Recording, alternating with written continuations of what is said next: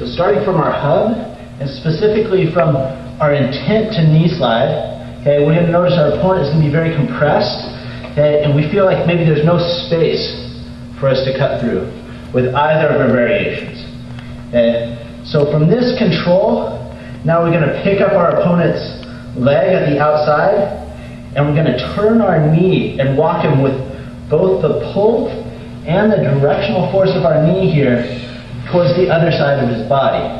Okay. Now, anytime we have a chance to put our opponent's legs together, to put one of his knees and hip pinned to the ground, we're always going to accept that. Okay, we're always going to take that. Why? Because we kill all the movement that our opponent has. Okay, we kill all his power here.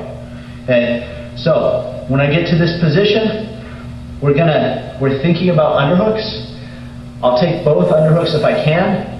However, I really want to underhook on this high side. Okay, so if I have to overhook or make a sleeve grip on this arm, I will. I prefer both underhooks. Look, as a principle, we don't fight the underhooks from the outside.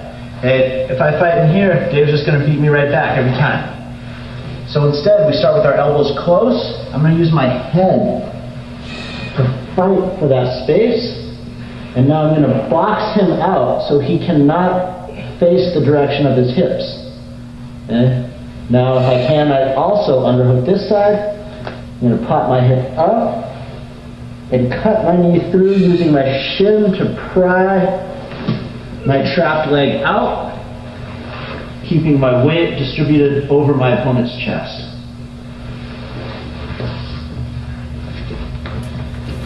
So once again, we start with the intention to knee slide, and our opponent is very compressed. Okay, so we're going to open our knee, pull and push our knee, and walk to this side. Notice I'm also trying to eat up some space and come over the knee of my opponent, trapping his leg in this position. Okay? Now, what's our problem?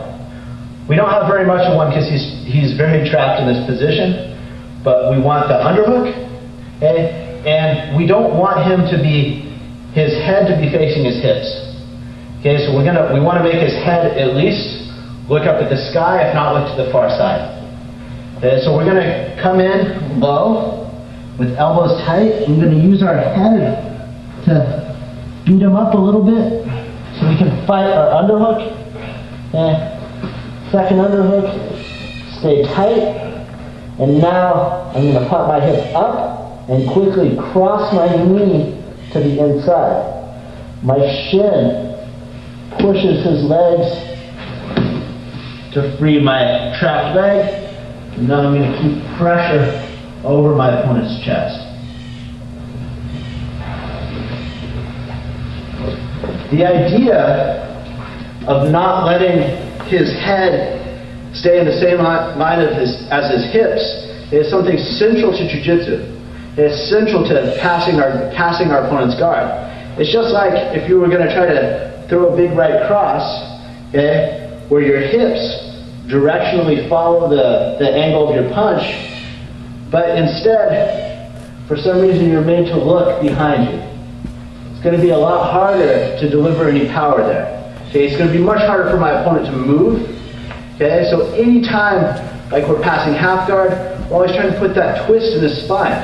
And we're trying to make his head face away from the direction of his hips. Okay, and in this position, we have extra control because we're putting his legs together, and we're keeping the outside point of one knee and the outside point of the same side hip pinned to the mat. Okay, so again, we're in our structure with intent to knee slide. Hey, this isn't working. There's too much. There's not enough space on this side. Maybe he's blocking that knee. Okay, so I'm going to open the knee. I'm going to drive to the mat and try to eat up space sitting over this knee. Now I get low and I use my head to take up the space. Coming through and passing the guard.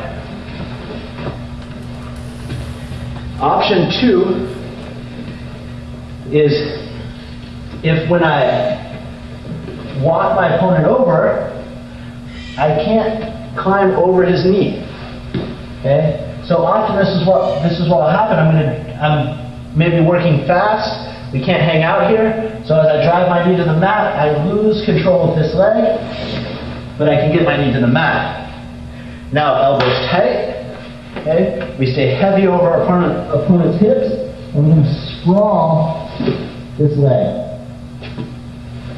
Let's scooch you this way.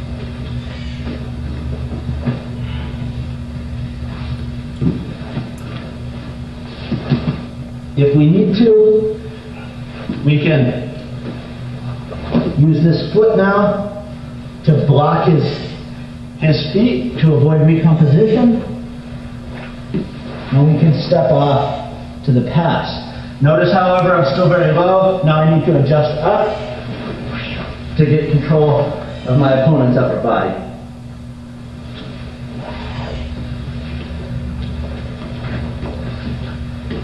So again here,